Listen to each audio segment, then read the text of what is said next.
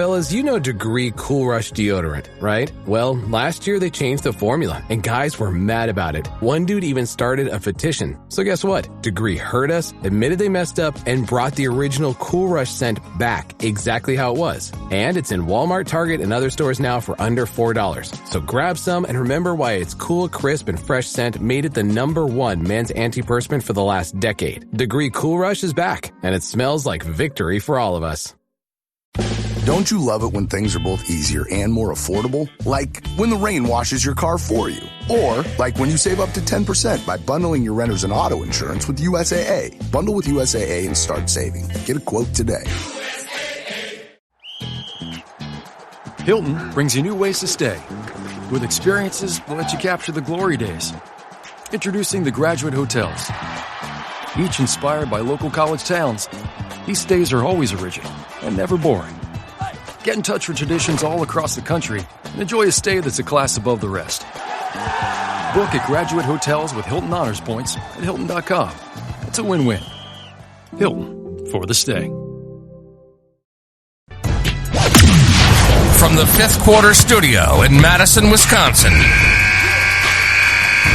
you're listening to High School Hoops with your hosts, Steve Collins and Jake Stager.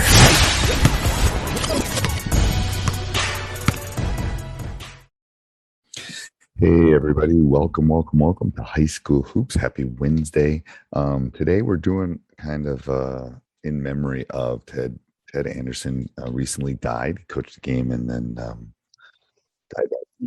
And there's been a lot of outpouring, and I got to know Ted a lot over the last couple of years. He's been on the podcast a couple of times, and I just thought it would be fitting to have him on this week, kind of in living memory of him. So I hope you enjoy it. It's a little bit longer than our typical High School Hoops podcast, but I hope you enjoy. Have a great day. Hey, everybody. Welcome. I'm so excited you decided to join us. Before we jump in today, I'd like to give a big shout out to our two sponsors. First of all, Dr. Dish, the most innovative, technological machine you'll ever find, and it's so easy to use. We have 3 of them. We love them. They're always giving to the community, but they're always innovating on their own products too. So go over and check them out. Mention Coach Unplugged, and they'll give you $400 off for Coach Collins. And also go over and check out teachhoops.com for coaches who want to get better. It is the one-stop shop for basketball coaches. It's got everything you need to become a better basketball coach. We always tell our players that we want them to work on their craft while are you working on yours. And that's one of the ways I've worked on my craft. It's something, from someone that's coached a nationally ranked team, that has won numerous state titles, that has done those things. This is what, I spent several years putting this together of things that I could share with the world to make coaches better. And the roadmap will take care of it, and will walk you through everything you need. So go over and check it out. And just in closing, if you like this podcast, go over and check out High School Hoops. Go over and check out the 5-Minute Basketball Coaching Podcast. Go over and check out Funnel Down Defense Podcast. All of them are great. And leave a 5-star review. We'd love that. All right. Have a great day. All right. Welcome. All right, Coach Anderson, I'm going to have you introduce yourself. And what I like to do is kind of have people, because most people I have on are teachers. So I would love you to kind of tell about your teaching journey first, kind of how you got into it, kind of how it started and where it went. And then after that, we'll jump into coaching, we'll jump into your side gig, we'll do all that kind of stuff. But I always interested in how people kind of get into this side hustle, or this gig of we call teaching kind of thing. So certainly. Well, my parents taught for 64 combined years at Vassar High School. So I was a teacher's kid and had. Did they meet there? No, they grew up in Bartlesville, Oklahoma. They met there, and then they both taught there in that district for 64 years. Okay, my parents met. I'm fifth generation. I think I might be the last one. Just because of the state of affairs in education right now. Certainly. Which is sad. But my parents met in an elementary school. They actually got married in a gym, so you'll appreciate that. So yeah, that's really cool. You can see the water fountains in the backgrounds of their pictures. But I was very, I've been at school every day of my life. Right. Since 5 years old, even before that. And my journey basically began, I knew I wanted to teach and coach. I went to the gym with my dad every Sunday while he graded papers. And, I grew up in the 70s and 80s. So when I was in grade school and middle school, I called every play at quarterback. Right. Had a lot of responsibility. Coaches gave you a lot of responsibility then. Yep. And then, my teaching journey, I went to Pittsburgh State in Kansas and learned a lot about the game of football and knew a lot of the things that we were doing in football when I was in high school was wrong. Right. And when I say wrong, it was more disorganized. Dennis Franchione was the coach, most efficient. Probably the word I'd give teachers is learn how to be efficient. Right. And I grew up in the 70s and 80s, which was good and bad. But I did, my student, just to talk about teaching, my student teaching didn't go well at all. No, mine didn't either. I did part of mine in a middle school, and I walked into that, and I remember calling my parents. That's when you had to call them on like a phone. Oh, certainly. And I said, I'm not going back into a middle school. Like either it's going to be high school or I'm going to do something else. Like I ain't doing this. I was in a K-8 building, and I expected everything to be like it was when I was in grade school, but I was in a different place. And my wife and I were getting married, and she said, well, what are you going to do if it's not any good, your first teaching job? And I said, well, I'll go one more place and then try to do something else. Right. But my first year of teaching was just unbelievable. I had great kids, and I didn't have a lot of problems. Right. And my second year was terrible. Part of it was I wasn't very good. I had an extra prep and did some different things. I wrote down everything I was going to change, and after that, everything was fine. Right. And the thing is, I this was one of my, I don't know if it's summer year or summative year, whatever. It's a year I got evaluated this last year, and I remember sitting down with the principal and blah blah blah. And a lot of it was just small talk stuff, but I said, this was the first year, and this last year was the year 30 of me teaching. Okay. I said, I feel like I'm in my stride. And he starts laughing. He goes, what do you mean? I go, the last couple of years have been I'll be 50. I'm 52. I said, I feel like I got this. Like, I feel like finally I can, I got a rep, and it's taken 30 years to get to that point. Like, how many classes have I taught to get to the point where it's like, certainly. And when I first, the building I taught in a middle school that was very, very structured. My first 17 years of teaching. Right. And it, and I thought it was great, but I only taught 7th grade. So I only had the kids 1 year. They only had to put up with me 1 year. And now where I am, I'm at a K-8 building. I teach 6th, 7th, and 8th grade. And midway through that first year, I went, oh, golly, I'm going to have these 6th and 7th graders again next year. So you've got to make and that can be a good and a bad thing. Right. And it's turned into a very, very good thing, but you better be ready, because whatever you allow in 6th and 7th grade, they're going to try to get away with more. And middle school kids are an interesting animal. People look at No. I take it as a lot of people consider it the black hole of education. It is, but it is just there should be an island. There should literally be an island where we send them, and then they come back when they're human beings again. From that, certainly. It's just it's a tough stretch, and it hasn't gotten any easier with social media and all the stuff we're throwing at them now. It hasn't gotten easier. Right. It's gotten harder, I think. Yeah. I agree. All right. So you stayed there your entire career? Well, I was at Valley Center for 17 years. Okay. I was head girls basketball coach there for 16. Yep. At the high school, and did a lot of football. And I stayed there, and it was great. But some things changed, and I had kids, and things, especially in the boys. I'm a girls basketball coach. Especially in the boys, things were going bad, and we decided to make a change. And we came to another school that I'd actually competed against and knew a lot of people there, and we've been there for 10 full years now. We just finished year 10 there. And what do you consider the difference between coaching guys because you've coached both guys and girls? Yes, sir. Being a guy is a different perspective, obviously, but I truly, in the 6 best years of my life, are what probably changed me. We're going from being head girls basketball to being freshman boys basketball coach. And my son was in the program too. And I did that for 6 years. I was by myself every morning from 6 to 7:30 in the morning. We practiced before school, and I had my 12 kids. Yep. And I actually realized, man, I wasn't a very good head coach to my freshman coach, because we changed offenses and stuff all the time. And the ninth grade's about teaching and just getting kids better at basketball. And when you only practice 90 minutes, you got to get a lot done, and you got to learn to be efficient. So I'm a better coach now, and a lot of it has to do with experience. It does. I mean, and that's what I have people, no lie. I mean, I probably, when we get off this, I'll have 3 things in my inbox. People ask me about coaching jobs, of how this drill, blah, blah, blah.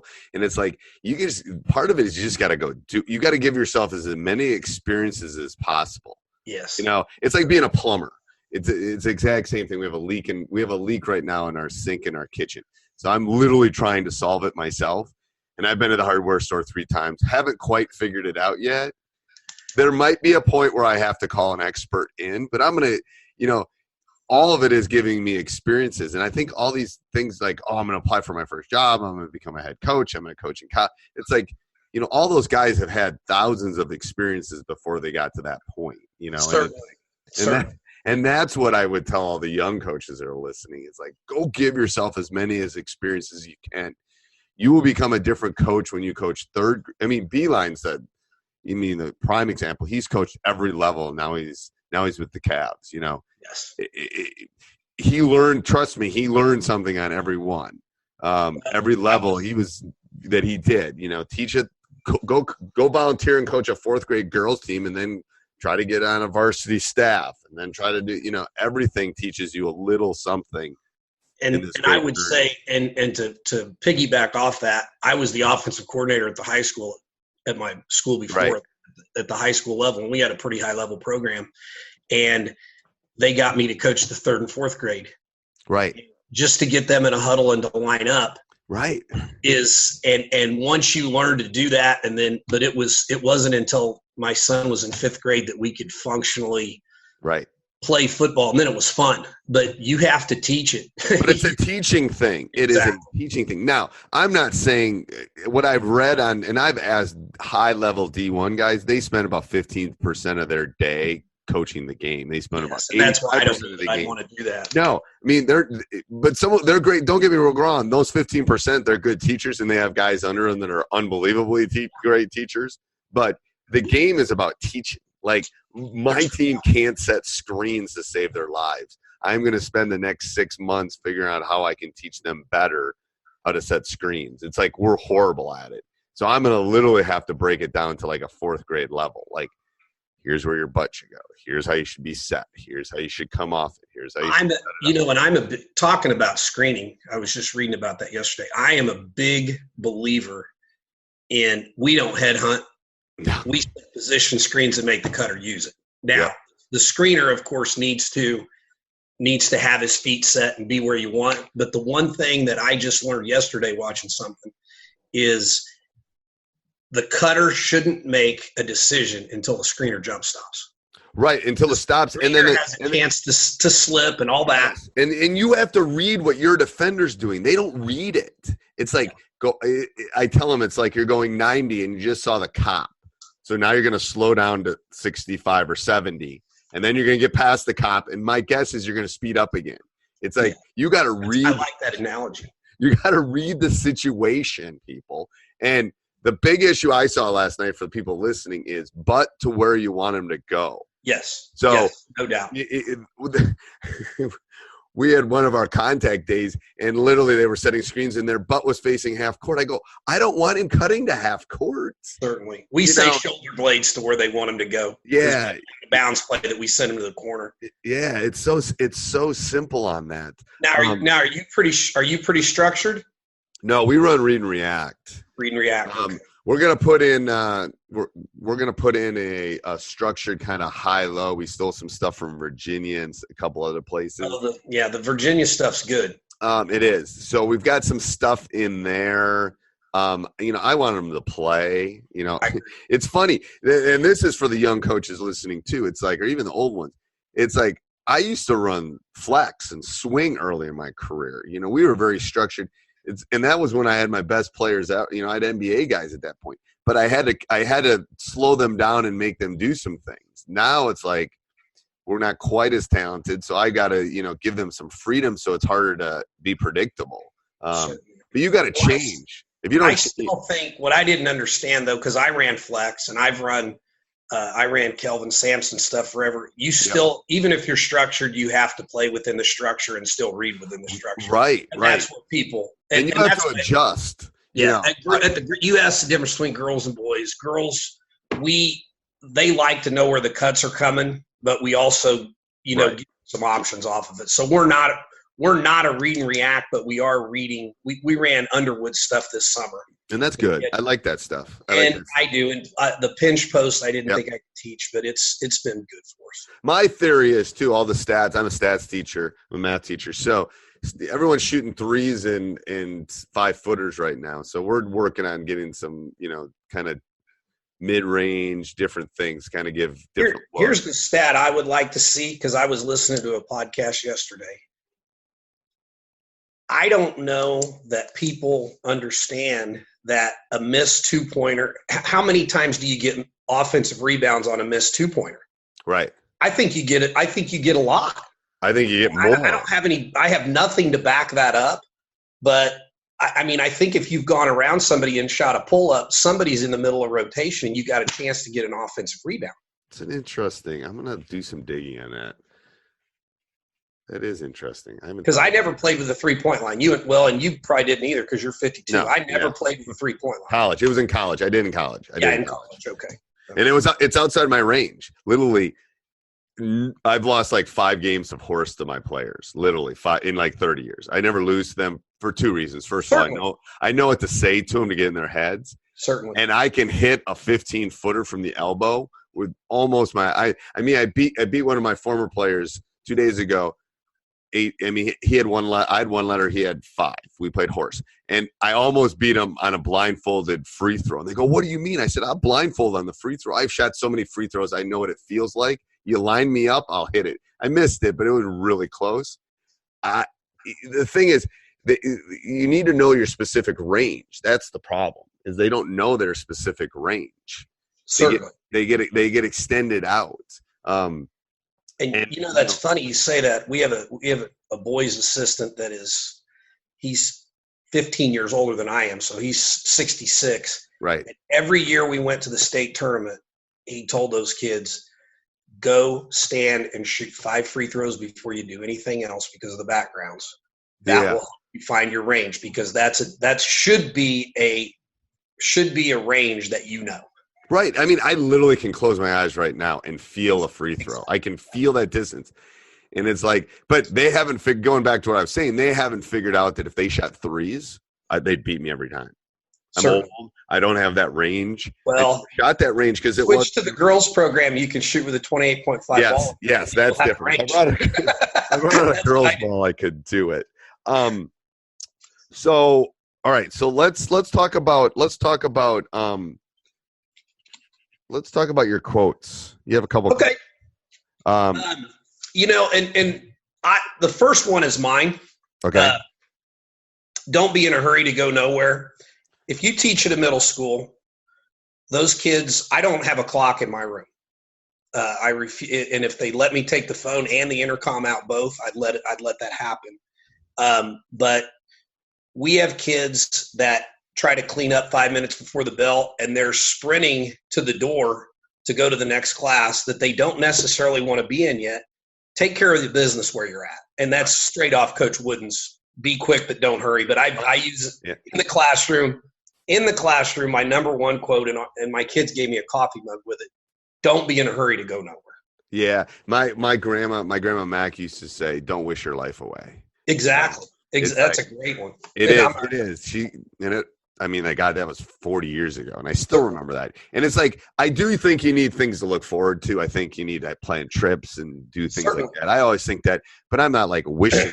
to retire. I'm not wishing. Remember, Superman is the only one that can, besides our creator, that could speed up or slow down time by flying around the world. No one else can do it. Right.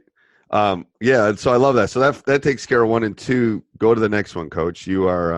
I think, and if this is in business, when I heard you say side gigs, I didn't know how much this was going to have to do with coaching, teaching. It is. We'll get into the side gig thing in a second. You're running a program, not a team. And I heard Bruce Weber. A lot of people here in Kansas don't like Bruce. Really? The Kansas State people don't. They're on him all the time. And part of the problem is he can't beat Bill Self, which he did this year. But here's something that he did, and I want to tell this story a little bit. I heard him speak when he was at Illinois and said, we cut corners to try to win that year, and that's what got us fired. They coached the next year and then basically got fired. And so when he came to K-State, he had a pretty decent team his first year, but he had a kid, I think his name was Brown. He ended up transferring to Creighton. Well, he was a cancer. Right. And Bruce, there was a whole article in Yahoo that Bruce had said, never coach to save your job. And he got rid of 3 or 4 kids. And they had a bad year, but now they're knocking on the door all the time. And now that he's older, he's basically said, this is my last job. I'm going to do it my way. Right. And I'm going to be successful doing that, or I'm going to get fired by him. Right. Or I'm going to go. And I think he's a tremendous coach. I still have his, and I ought to print it off. He gave me what he calls his son's game, which is basically full court 3-on-3, 11-second shot clock. And he drew the whole thing up, and we run it. And it's a great drill. I mean, I'd love to see that. I'd love to see that. Matter of fact, I'll take a picture of it and send it to you. Yeah, that would be great. I'd love to see that. Yeah, I mean, I think that's like, I always tell people, I think there is some freedom when you get older. Like, I've won 3 state champions. I mean, I've coached if they told me I couldn't coach next year, if that would have happened in my 30s, it would have been devastating. It happens now. Shoot, I'm going to dig out my boat and go fishing, Well, I'm not going to do that. I'm going to go coach I'm going to go coach something. Yeah. I play golf, but I don't, my body's breaking down a little bit. Yeah. I know. I used to golf before I coach. I don't fish even hardly at all anymore either. So I love that. All right. So let's talk about the side gig thing. So you were saying, because I personally think, so this is my issue. I think it was even yesterday, they were talking about how it was a USA Today article yesterday that basically was talking about how people think teachers have the summer off. Oh, certainly. I haven't had a summer off in 30 years. Because every teacher just doesn't teach. I mean, certainly. And that was different. I don't know if you agree or disagree, but I don't know if that was different when I started. That, teachers didn't have 2 or 3 side gigs or side hustles when they started. Certainly. I've got like 7. This is the podcast and stuff is just fun, but that's why I wanted to hear what you had to say about the side gig thing. Well, I'm lucky. My wife has a really good job. That's good. You married up, Coach. That's what I always say. You married up. Good job. Yeah, my parents taught both. My parents taught her mom. Okay. But basically, what I would tell June is all basketball for us. We start the day after Memorial Day, and we have our camp. The next week we have summer league every Monday, 2 nights, and we work on. They're in the weight room 4 days a week. 2 days a week they go to basketball. If they're basketball only kids, they can come in and shoot on their own Wednesday, Thursday. The other kids go to volleyball. We go to one overnight team camp, which is at Pittsburgh State, my alma mater. Played 8 games, and we also played one thing. They have a 2-minute tournament down there, and one thing that I want to tell everybody and advocate for. I say advocate for is you want to get better at special situations. You got to have a 2-minute tournament and I'll tell you how to do it at the end of your summer league games.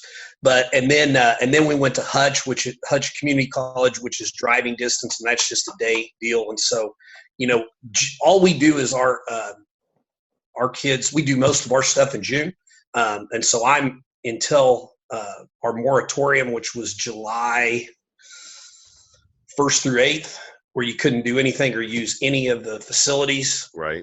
We did all basketball basically until the 21st of, I did nothing else. I went to a clinic in Atlanta. I went to USA Basketball Clinic in Atlanta, and I took my son, who is diving into the coaching world and he's living in my basement. That's good for him. Is he in his 20s? No. He's going to be an assistant coach at Bethel College in Newton. So I'm trying to guide him a little bit. And how old is he? He's 22. Yeah, I'm telling you, man. For all the 20-year-olds listening to this, 20s are when you should figure out what you want to do in your life. Exactly. And I swear to God, I've told my son this. I told my daughter this. 20s is like if you have to live on a friend's couch or live in our basement. I don't care. Figure it out in your 20s because people will help you in your 20s. Yeah, they will open doors for you in your 20s. They won't open doors for you and I anymore. Shoot. So go figure out what you want to do, travel the world, figure it out because you have no responsibilities other than yourself. Well, and one thing, and I do think that we are still lifetime teachers. I will help him as much as I can. I paid for his clinic and all that. Right. He's going up to playing a golf tournament and wanted extra cash this weekend. So that's on you. Right. I said, no, I'm not, he needs to learn that it's going to be tough working his ladder being a coach. So sometimes we have to say no as parents. Right. Yeah. I'm not a bank. I'm not a bank. Yeah. No. And then I will go work Snow Valley in 2 weeks. Okay. That's great. I took 8 kids last year, and we don't have any going this year, but it's a group of guys I really like and girls up there so I'll drive up and do that. That's great. Yeah. So I think that, I always say that a great side gig is like camps. A great side gig is, especially for young people, if you're a coach or you're in that profession, in my 20s, I would spend the whole summer working different camps. I met so many different people. It opened so many different doors. And that's what I did. I'd work Monday through Thursday or Friday. I'd go home for a couple of days, go back and do it, repeat. You don't make a lot, but you learn a lot. And I think camps are a great way to kind of tackle it. And the rules in Kansas changed. We used to not be able to work with our kids at all. So camps were big. I went to a camp every summer. I went to overnight. I went to Heart of America. I went to KU. I always went to a day camp at Leavenworth. And I like that block of that's all you're doing for 3 days is basketball and nothing else. That's kind of changed around here a little bit. Kids aren't wanting to do that as much. So I don't know. And I think you have to figure out what your kids will do and do a lot of that. Not that you won't work on fundamentals, but we played more games this summer than we have in the past. Now we're a lot more experienced too. Right. And I think you have to read your group. Like exactly. Some groups need to I have a group coming up that needed to play a lot. We're pretty they didn't, we still get them in the gym. Wisconsin changed the rules too. So I think that was a good thing to move it back into the high schools. To allow us to have some contact, to allow us to do some stuff.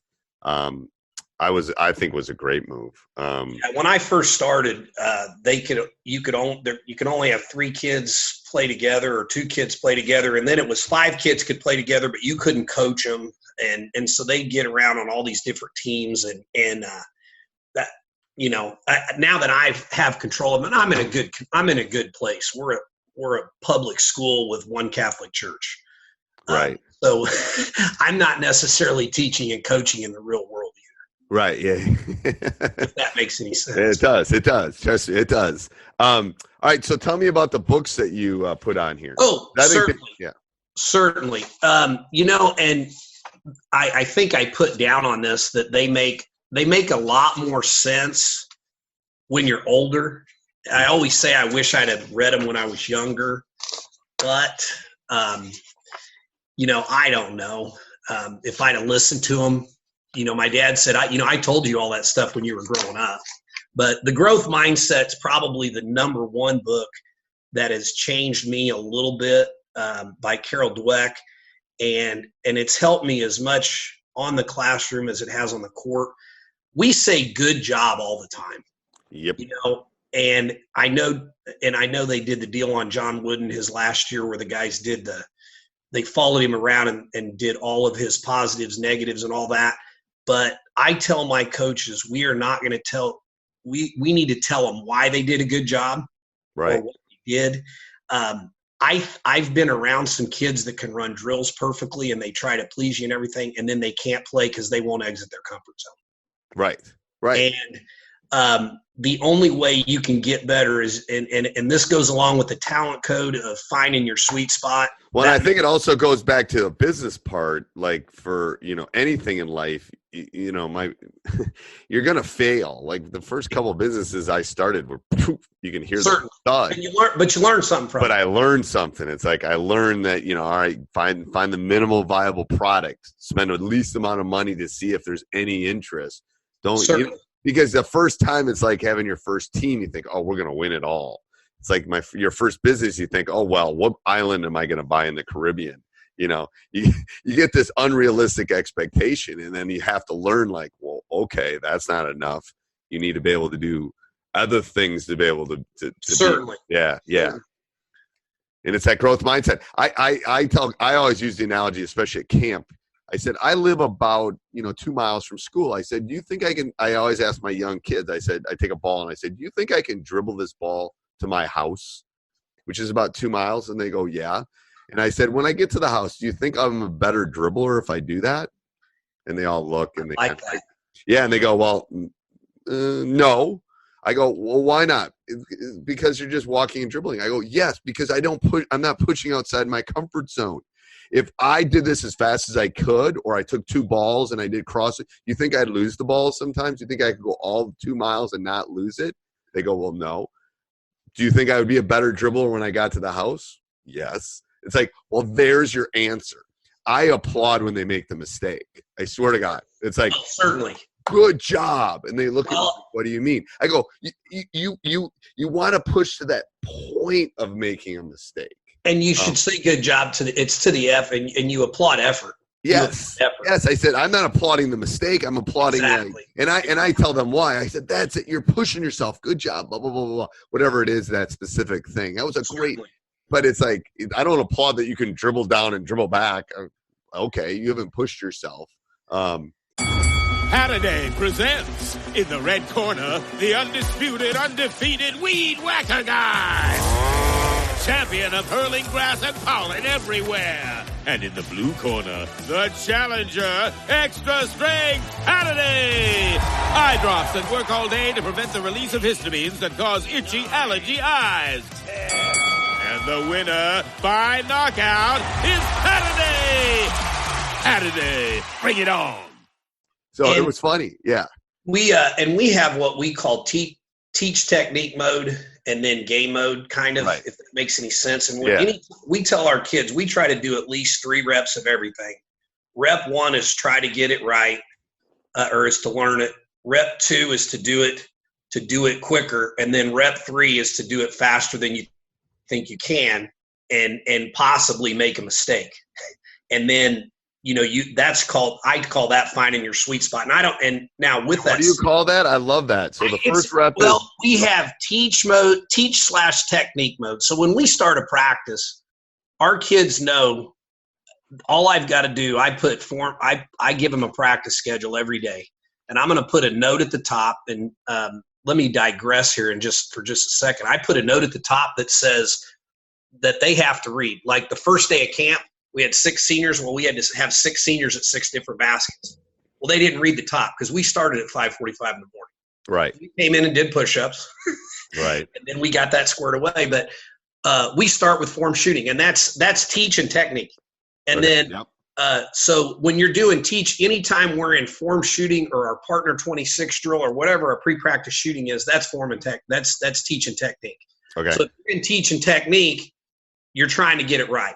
And so we're going to say, okay, we're trying to get this right. So if we're in a drill, let's just say what we call oddball shooting, which is our 15-foot come into the key and catch. The first time you're trying to go off your inside pivot foot, a middle school kid, they're trying to get the inside pivot foot right, shoot, do it right. Second time, do it quicker. Third time, do it and see yourself break down. Right. So the first time you're just going really slow. No, not necessarily slow, but trying to get it right. So teach and tech, when we're in teach mode, we're not full go. And then I find in practice, and we will still we don't do hardly any 5-on-0. And I'll tell you one reason. You said I start off running flex offense. And after I went back and watched the films, I mean, I was 23 years old. We weren't screening anybody. Right. So we've always put defense out there when we teach, but we also then we'll say, hey, we're live now. So they have to know when we're live. Just like in football, we're in thud. Yeah. We were doing Yep. And you got to remind them of that sometimes. So that's so we have a teach technique mode, and then we have the make mistake mode, and then obviously game mode. So okay. And then I would say the third book that I have on here, and I don't know how many of you have read the 4 Agreements by Ruiz, but here, this is the 5. I just got the 5th. Can you see me?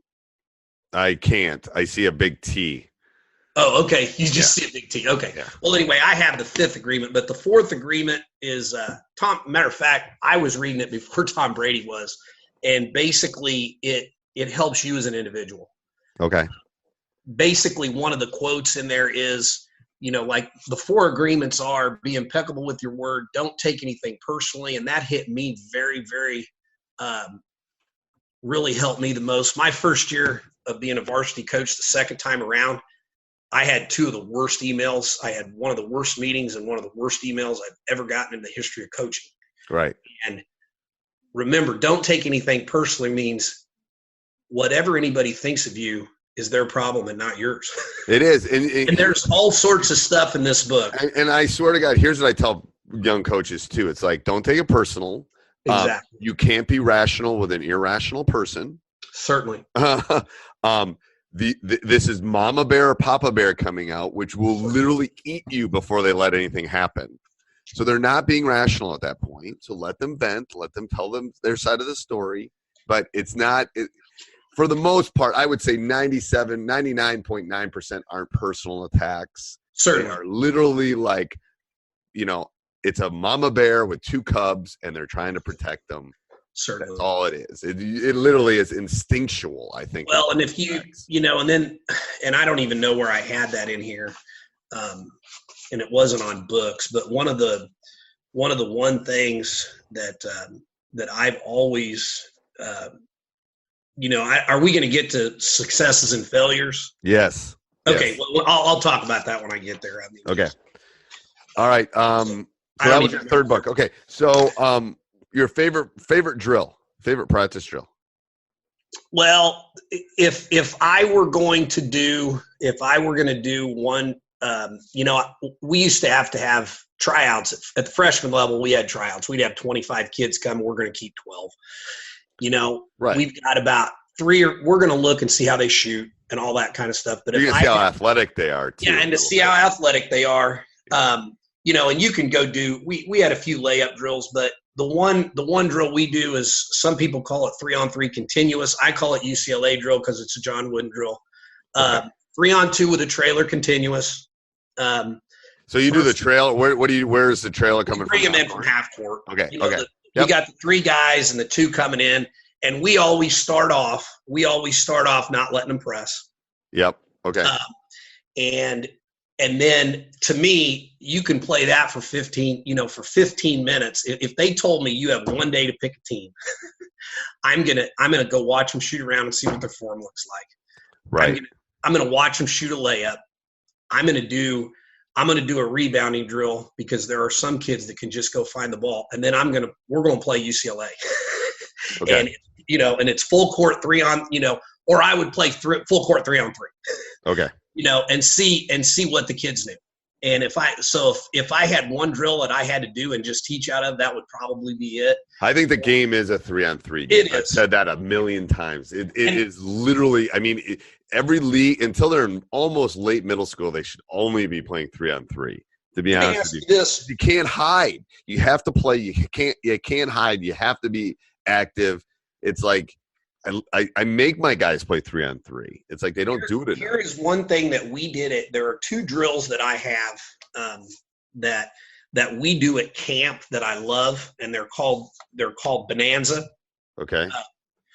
One of them is what we call shooting Bonanza. And I ended up doing a 3-on-3 Bonanza. So hang with me here for a minute, because you know how sometimes you have to go in and you have to pick teams and say, okay, team 1's going to play team 2 and all this kind of stuff when you have 15 teams at camp. Yep. So I'm going to get in. I'm going to put 2 teams in each basket. You guys, and I bet you've done this. There's one basket that the winner stays. Yep. And they're going to shoot they're going to shoot against each other to 3. Okay. If you win at the Bonanza basket, you stay. If you lose, you rotate clockwise. Okay. All the other baskets, the winner goes to the next basket and challenges the next team. Your goal is to get to the Bonanza basket and stay there and win, and you count the wins. So we did 3-on-3 at camp, and so and I was in a small gym, so I had 2 3-on-3 games going on the side goals. The main goal was the Bonanza basket. So if you won at the main goal, you stayed. We played 2 baskets or as soon as somebody got up 2 points. So winner stayed at that main basket, and then you just kept rotating them, and then you kept track of wins that way instead of putting them all out in a middle circle and saying. So anyway, so those are 2. I think the 3-on-3, and then we use Snow Valley cutthroat rules. If they're not up playing defense, you lost, you're out. Okay. If they don't square up. Right. We use dribble rule, all that kind of stuff. All that stuff. Okay. Yeah. Do you have any of these diagrams that we can share with the listeners? I will work on it. Okay. I will work on it. If nothing else, put them on a piece of paper, Coach. I'll PDF I will. them. And I will. Because what was the name of the other one that you mentioned that you were going to take a picture of earlier? You said you were going to send me. I got it. Yeah, I've got it. Oh, the Suns game. I'll take a picture of it. It's okay. Write that down. Is it sun like sun in the sky or sun like as in Suns, as in Phoenix Suns. It's Phoenix Suns. Okay. Bruce Weber called it Suns game, and he diagrammed it for me. Okay. It's basically it's better than 3-on-3 continuous. Okay. Because you can beat anyway. I will take a picture of that and. That'd be awesome. I'll share it and I'll put that on in the show notes along with your book. Yeah. I put all that stuff in the show notes because usually people are either jogging or in the car or I know. When they're listening. So I always put it all down in the and Steve, let me tell you something else that I think in teaching that most of us, you're 52 and I'm 50. I think you need to learn to embrace technology. Now, I carry a pen. The kids make fun of me because I carry a pen up here in my deal all the time, and I have a notebook. Oh, I have a notebook too, man. Notes, but I'm telling you, I walk around the track every day while my youngest daughter's in weights, and I use my notes on my phone. And see, I do, but it's like that gets lost in the noise for me. I have this little black binder that's I know, and the size of my hand. I swear to God, and it's like anytime I'll be walking the dogs and it's like, oh, I like that. And I'll write it down. I don't always have that with me. Yeah, it's my wallet and that always come with me. The other thing I do in my notes is, like, for instance, I'm going to go to Jim Boone's clinic October 4th. Yep, that'll be great. Clinic. And so if you take a picture of something, you hit download and you can put it right into your notes instead of taking it and trying to find it in your pictures. So where's Jim Boone's? Where he's in Arkansas? He is in Arkansas now. He was at Delta State, and that just moved his clinic 4 hours closer to me. I've sat down and visited with him. You're where? I'm in Kansas, right by Wichita. Okay. Yep. Okay. We have school. Long story. We got. I'm not speaking anything super close. I'm outside Atlanta in September, but that's not. Well, and I saw that, and I am going to try. We're not going to make it this year, but Are you speaking on the 720 Sports Group? Is that the? No, I'm speaking of the Legends one. There's a Key 5 one that's good too. That's outside of Atlanta. Okay. Mine's like September 14th. I'm speaking of one in North Carolina, but that's obviously much farther too. Yeah, and I've already flown to one, and I'm going to Vegas with my dad in the fall. So Vegas. My wife. Well, we're just gonna go sit in the sports book. Well, that's good. There's nothing wrong. But I tell people that I teach stats, so I say, craps is the second best game ever invented. And they look at me like, well, Mr. Collins, what's the first? And then I just look at them, and then they go, oh, basketball. I go, yep. There you go. You figured it out. Want to learn? I'm not very good with stats or numbers, but I can tell you everything that you can do on a craps table on the right side. Oh yeah. Oh yeah. Oh, it's a great thing. All right. So tell me about successes and failures. I always like talking. Okay. Well, and it's funny you ask that. It's not like here. I only put down. I put down 3 things for successes. Right. Being right about a kid. Okay. Being wrong about a kid. And what I mean by that is, you figured it out, and you were right that kid could help you in that situation. And then maybe because you have to project in your program. Sometimes you might have been wrong about where a kid was supposed to be or whatever, but the parents stuck with you. And I had a girl my first year. I took the program over when she was a sophomore. That was just 3-4 years ago. And, she was only a sophomore, and I know she was frustrated because there were a lot of kids getting moved up in front of her. Her junior year, she came off the bench, started a little bit, and she was the number 2 vote getter MVP her senior year. Right. We got second in the state, and she almost single-handedly brought us back to win it. And I was probably wrong about her. Yep. But I was also on failures. Being right about a kid.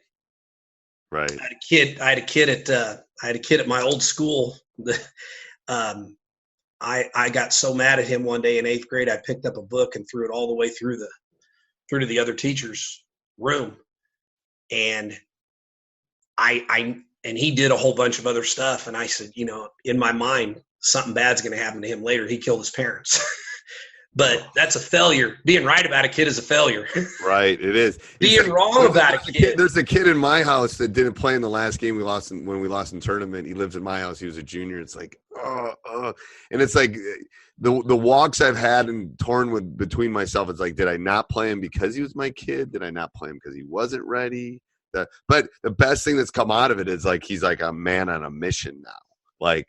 Let me tell you what all year he played. I mean, he got 10, 12 minutes, but I was the freshman coach when my son played. He played 6 quarters a night his junior year on varsity. We could play 6, and then obviously only varsity as a senior. But when I released him to our head basketball coach, our head boys coach, and our boys program is tremendous. I said, and I told my JV coach this with my daughter. I said, listen. Don't play my kid because it's my kid, but don't not play my kid because it's my kid. Right. And it's hard. I'm telling you, it is like I got like 17 podcasts I'm going to do once he's out of the house. And oh, certainly. Well, you ought to have one on coaching your kid. It's so hard. It is so hard. I mean, because it's like there's 2 little people on your shoulders. Certainly. God, there are. And it's like I think I've gone the other way. To be honest with you, I think. There's no doubt that we. And it's like that's not fair to him. So it's like, I have good assistant coaches. I have really good assistant coaches that will. Hey, we need him. Hey, we need him. Because he can shoot like my son can crazy shoot. And mine could too. Yeah, it's something about coaches. He can only spot up though. Yeah, but like Drew can spot up. Drew, and he's taken his game to the next level over the last 6 months. But it's legit like the new NCAA 22, 23. Awesome. Awesome. Yeah, and it's like whoa.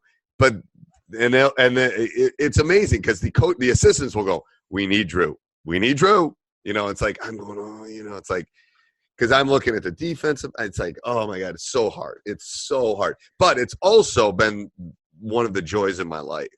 To be honest with you. Oh, well, and what I would say, if you do that coaching your kid podcast, that and you always look back on what you could have done. My son was a great spot up shooter. I mean, I would put him against anybody shooting. Right. You know, we do the 5 spot, we do the shot, fake, one dribble. He could hit everything. Yep. Now, had I read growth mindset and talent code prior to him getting up to high school, both golf and basketball, he needed to exit his comfort zone. He wouldn't shoot with somebody in his face. Yep. And he needed to take that next step. And I thought I probably should have had him doing the hop step a little earlier. The thing is, that's where I've gotten with Drew now. It's like I'm a 1-2 guy, but the same thing in golf. You got to be both. I think every situation calls for it, but he was a really good golfer too, and he was doing really, really well. But we needed to move him farther back. He never made it in college because he couldn't take that next step. Right.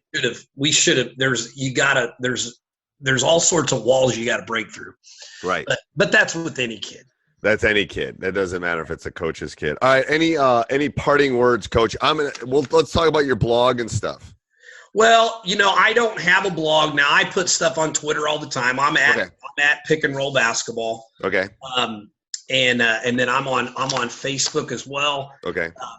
They can send me an email. I have all sorts of stuff that I'll send. I think I sent you our playbook. You did, and I'm going to share that with everybody that's too. Fine. I can carry, and I hope all the coaches in our area read it and spend all their time worrying about me instead of everyone else, because that's one of the things that I don't know. I'd say what I would want to close with is, make sure that the key is owning your classroom and your gym, because I thought this was going to be more about like teaching in the classroom. Right. Own your classroom and worry more about your team than everybody else. Know thyself, everything from Sun Tzu and all that kind of stuff. And I would say my last thing, and one of my favorite Chuck Daly coach quotes is, land the plane. Your job as the pilot is to land the plane without anybody getting killed. And that's what I tell our kids. I said, listen, guys, I said, I'm the pilot. There's going to be some rocky roads, but we're going to get this plane landed and landed right. And I think my whole goal, and I heard this before I heard this guy say it on a USA Coaches Clinic deal, is I want our kids to be crying because it's over. Not because they lost their last game. I want them to be crying because I love their career's over. I mean, and hopefully they got something out of it. But you never know. You have no idea what influence you've had on them until 20 years down the road anyway. Yes. And hopefully you've had some. Right. And hopefully it's a positive one. Yes. That's what I tell. I'm going to. You don't want to be a kid's last coach is always my thing. You never want to be a kid's last coach if you can. And it's hard when you're a high school coach. Sometimes you just are going to be. But especially in the youth, I always tell my youth coaches, you do not want to be this kid's last basketball coach, because that means they didn't have an experience that they wanted to come back. Ooh, I like that. Never be a kid's last basketball coach. There's a point where it's like only so many kids can play collegiate, but in the youth, all the studies, everything comes back about, are they having fun? Do they enjoy it? Blah, blah, blah.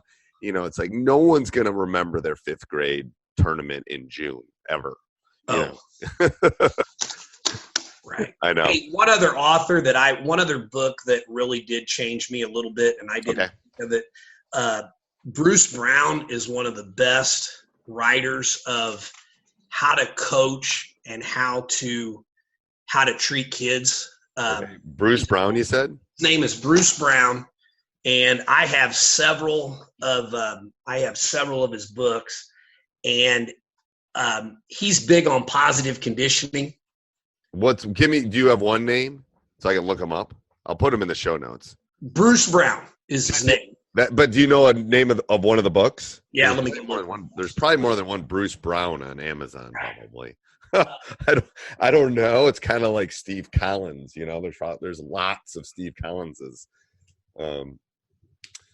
He's going to look right now, is my guess. I will put all of this down in the show notes, all the stuff he's been talking about. I will. It's positive. He's in positive coaching alignment, and it's like coach. You send that to me when you send the drills. I will, and I'll try. I'll take a couple pictures of the book. But the one thing that he changed me on is he talks about positive conditioning, and we are big on you get to condition, and conditioning is a privilege. Right. So if we do a drill, and like for instance, when we do our partner shooting, we're at 6 baskets, and we'll say pair up, shoot to 10, and which is an old Bobby Knight deal. You just rebound your own shot. Right. So the first group in, they get to do 1 push-up. The second group in gets to do 2, et cetera, et cetera. So we never have winners and losers. Right. Somebody just gets to do less. And one thing that we do in over Christmas during our boot camp is what we call boot camp. Is we will the winners get to run more. So if you win your 5-on-5 drill, you get to run 3 down backs or whatever, or 3 lengths, and the second place team gets to run 2, and the third place team only gets to run 1. If that makes any sense. Right, it does. So you're using reverse psychology, and you're also seeing who's going to compete. But we don't do that all the time. Yeah, I love that. That's a great change up for that. I love that. Well, and I'll take a picture of the book and send it. I appreciate it.